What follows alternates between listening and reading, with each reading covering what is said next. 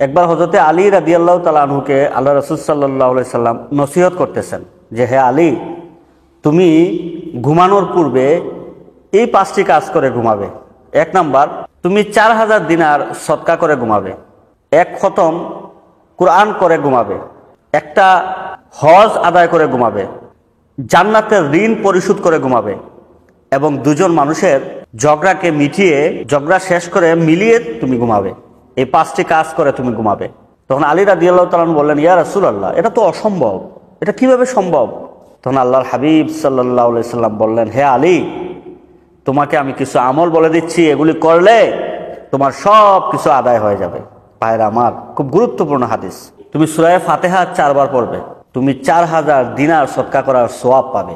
হে আলী, তুমি 3 বার সূরা ইখলাস পড়বে, 1 খতম কোরআন শরীফ করার সওয়াব তুমি পাবে। 4 বার দুরূদ শরীফ পড়বে, জান্নাতের ঋণ তোমার পরিশোধ হয়ে যাবে। হে আলী, তুমি যদি 3 বার ইস্তেগফার করো, তাহলে দুজন মানুষ যদি অসন্তুষ্ট থাকে তাদেরকে মিলিয়ে দেওয়ার সওয়াব তুমি পাবে।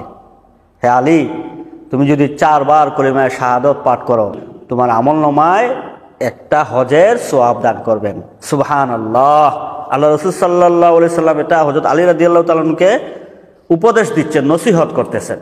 আমরা সবাই যদি এই আমলটি করে রাতে ঘুমাতে পারি,